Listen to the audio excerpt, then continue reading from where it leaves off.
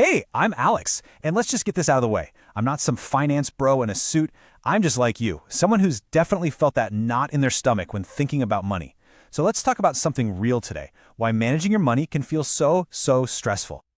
I mean, does this sound familiar? You've tried to follow all the rules, you've made the budgets, you've downloaded the apps, and you still feel like you're failing. It's so frustrating. You start to think, what am I doing wrong? But what if you're not the problem? What if the rules are? Okay, so let's get right into it. First up, why does all the old school advice just not seem to work for so many of us? Here's the thing. All that traditional financial advice treats us like we're perfect little money robots. It assumes we're always going to be logical, that we'll never be tempted by an impulse buy, and that life never throws us a curveball.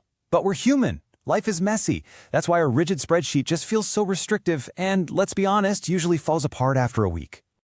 So what we really need is a total shift in how we think about this. The old way is all about the what you're spending, what you're saving. It's a system of rules, but the new way, it's all about understanding the why you make the choices you do. It's about working with your own brain and with what you actually care about, and that feels a whole lot more empowering. So if the old rules are broken, what's really going on? Well, it turns out it's probably not a personal failure at all.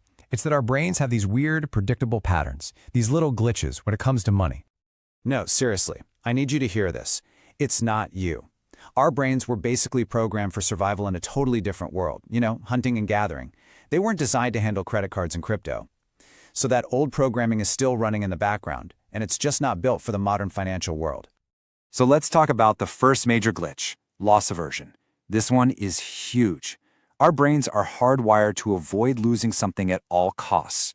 It's why you might hold on to a terrible investment for way too long, just hoping it'll come back, because the pain of actually selling it and admitting the loss is just too much.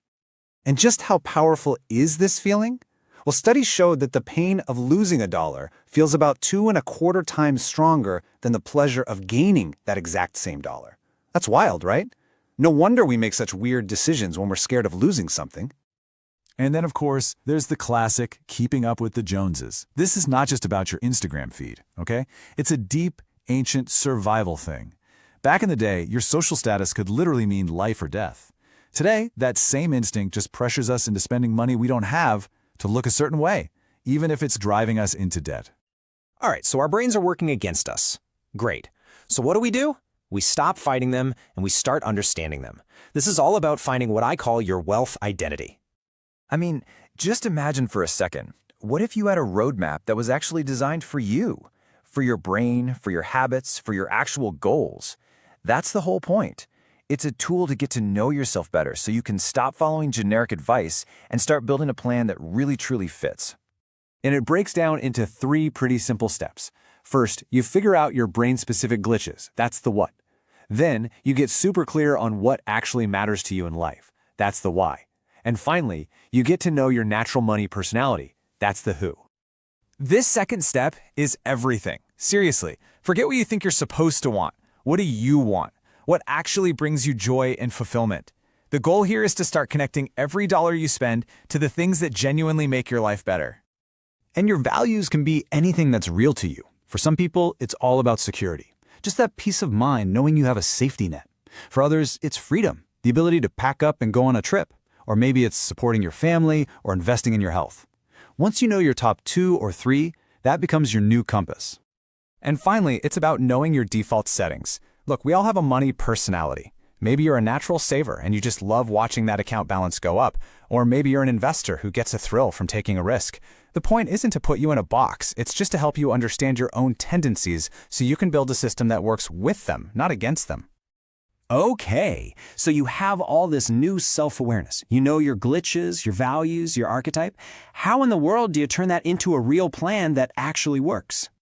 The first step is actually kind of fun. You become a detective. You just look at where your money is really going. Then you hold that up against the values you just identified.